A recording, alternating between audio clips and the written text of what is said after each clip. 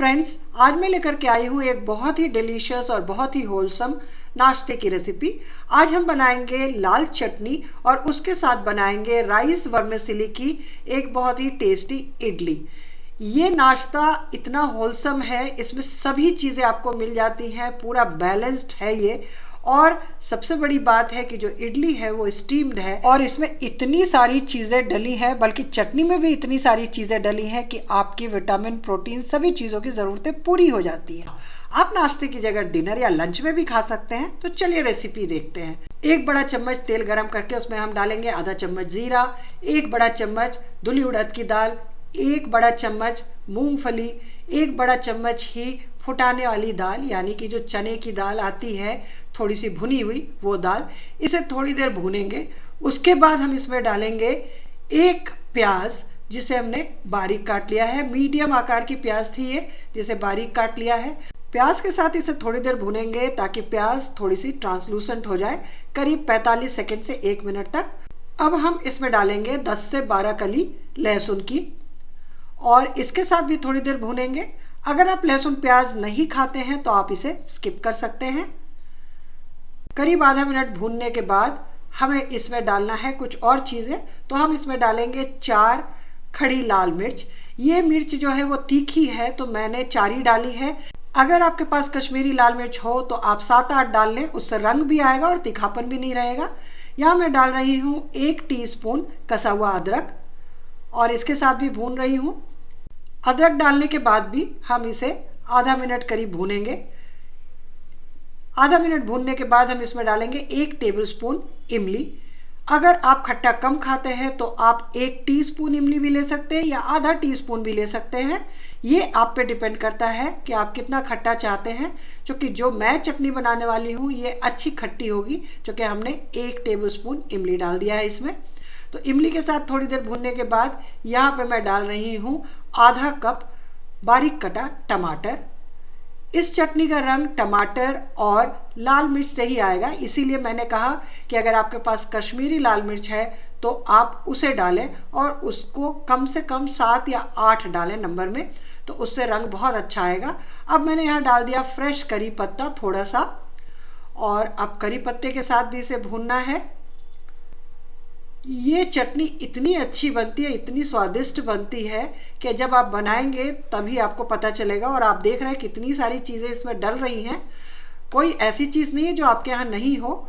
और ये मैंने डाल दिया 1 कटोरी धनिया, इसमें हरा धनिया बारीक कटा हुआ।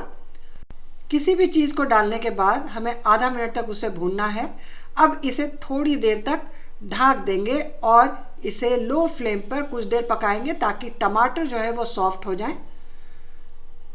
ये देखिए, ये हमारे टमाटर सॉफ्ट हो गए हैं, अच्छे से मिल गए हैं इसमें। अब हम इसमें डालेंगे नमक।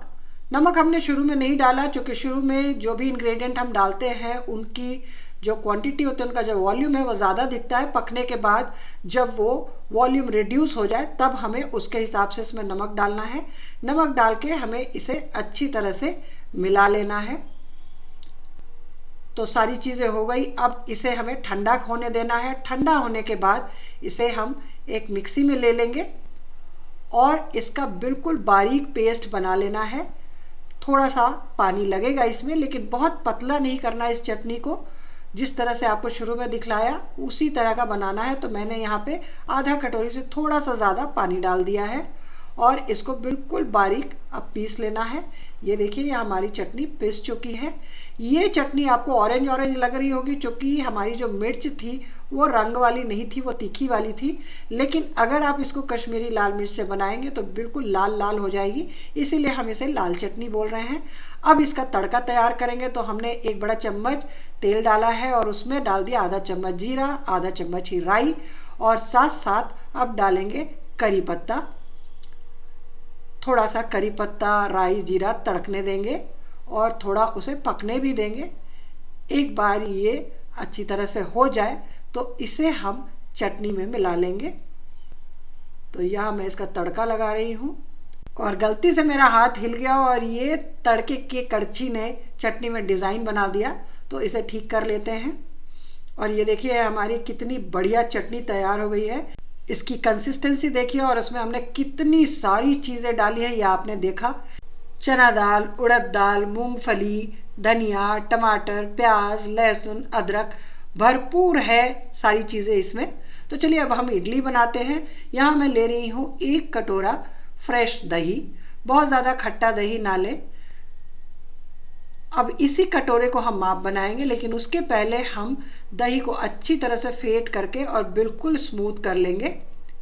जब दही अच्छे से फिट जाए तो हम इसमें डालेंगे 2 बड़े चम्मच पत्ता गोभी बारीक कटी हुई, 2 हरी मिर्च बारीक कटी हुई, 2 बड़े चम्मच शिमला मिर्च बारीक कटी हुई, 2 बड़े चम्मच प्याज बारीक कटी, 1 इंच अदरक का टुकड़ा ग्रेटेड और 2 बड़े चम्मच गाजर ग्रेटेड। इन सभी चीज़ों को हम इसमें मिला लेंगे। जब ये अच्छे से मिल जाए तो हमें इसमें मिलाना है हरा धनिया। तो यहाँ पे हमने थोड़ा सा 1 बड़ा चम्मच हरा धनिया ले लिया है और साथ साथ ही 1 बड़ा चम्मच टमाटर ले लिया है। अब हम इसमें डालेंगे राइस की सेवई यानी चावल की सेवई। ये हम उसी कटोरे से नाप करके 2 कटोरा डालेंगे जिससे हमने दही नापा था, यानी कि जितना हमने दही लिया है उसका डबल सेवई।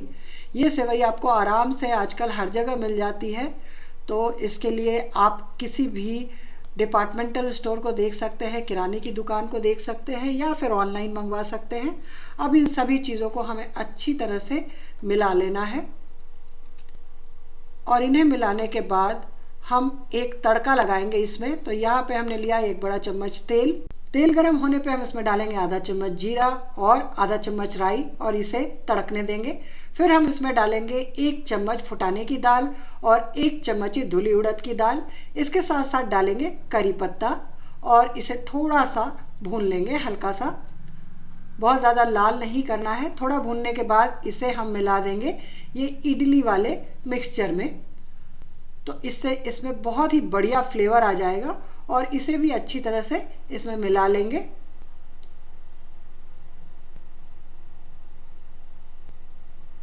जब ये अच्छे से मिल जाए तो हमें इसे थोड़ी देर रेस्ट के लिए रखना है ढक करके, ताकि सेवई थोड़ी सी इसमें घुल मिल जाए।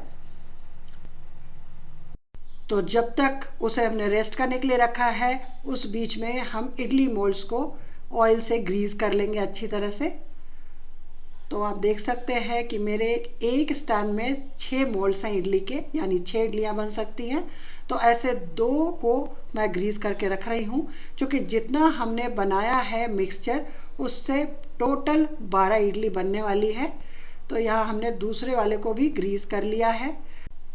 इसे ग्रीस करने के बाद हमारा अगला काम है इडली कुकर में पानी उबलने के लिए रख देना। तो यहाँ मैंने गैस पर इडली कुकर चढ़ा दिया है और अब चलिए हम मोल्ड्स में इडली के मिक्सचर को भरते हैं।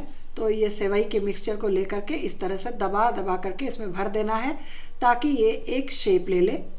चूँकि जो चावल की वर्मिसेली होती है ये जल्दी सॉफ्ट नहीं होती है, तो इसीलिए इसको शेप देना पड़ता है। हाँ, जब हम इसे स्टीम करेंगे तो जिस तरह से चावल स्टीम होकर सॉफ्ट हो जाता है ये भी सॉफ्ट हो जाएगी, लेकिन अभी ये थोड़ी हार्ड ही रहती है। तो इस तरह से इसे चम्मच से दबा दबा करके हमें इडली का शेप दे देना है और सभी मोल्ड्स को हमें भर लेना है। ये देखिए,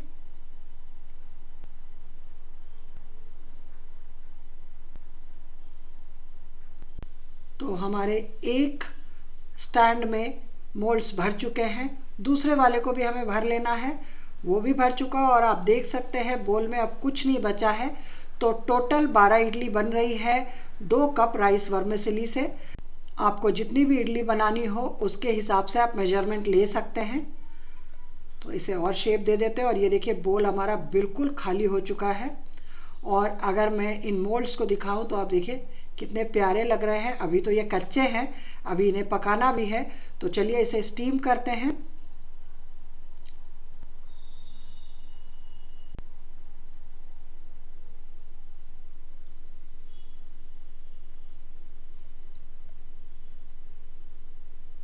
अब इन्हें 15 मिनट तक स्टीम होने देना है। देखिए हमारी इडली हो चुकी है, इसे हम निकालते हैं। बहुत आसानी से निकल जाती है ये। अभी आप देखेंगे, ये देखिए ये बिल्कुल पक के थोड़ा सा कलर भी चेंज हो गया है। और देखिए मैं हाथ लगा रही हूँ, ये निकल के बाहर आ रहा है। और ये बन गई हमारी इडली राइस वर्मिसेली की, चावल की सेवई की। सभी को हम इसी तरह से निकाल लेंगे। ये देखिए लग रही है ना बहुत ही डिलीशियस सी। डिलीशियस तो है लेकिन साथ साथ बहुत हेल्दी भी है, क्योंकि हमने वो सारी चीज़ें इसमें डाली है जो कि एक बैलेंस्ड डाइट में चाहिए होती है। आप देख रहे हैं कि इसमें कार्बोहाइड्रेट भी है, विटामिन भी है, प्रोटीन भी है, और थोड़ा बहुत ऑयल जो है वो आपके फैट की भी ज़रूरत को पूरा करता है। मिनरल्स भी हैं, चूँकि हमने इसमें धनिया डाला है, टमाटर डाला है, ये सारी चीज़ें डाली है, तो ये बहुत ही बढ़िया ब्रेकफास्ट बनती है। एक बार बना करके देखिए। अभी मैं तो बता सकती हूँ कि स्वाद इसका बहुत अच्छा है, लेकिन जब तक आप ट्राई नहीं करेंगे आपको कैसे पता चलेगा कि इसका स्वाद कैसा है। देखने में तो खूबसूरत है ही। रेसिपी अच्छी लगी हो तो रेसिपी को लाइक कीजिए, कम से कम एक बार इसे ट्राई करके भी देखिए। और अगर ये अच्छी बने तो अपना फीडबैक देना मत भूलिएगा। इसे लोगों के साथ शेयर भी कीजिएगा ताकि दूसरे लोग भी इसे बना सकें और इसका आनंद उठा सकें। अगर आप चैनल पर नए हैं तो चैनल को सब्सक्राइब कर लें ताकि कोई भी रेसिपी जो मैं बनाऊं उसके नोटिफिकेशन आप तक पहुंच जाए और आप उसे देख सकें। फिर मिलते हैं एक नए वीडियो में एक नई रेसिपी के साथ। तब तक आप सभी का बहुत बहुत धन्यवाद और नमस्कार। Thanks for watching. Bye bye.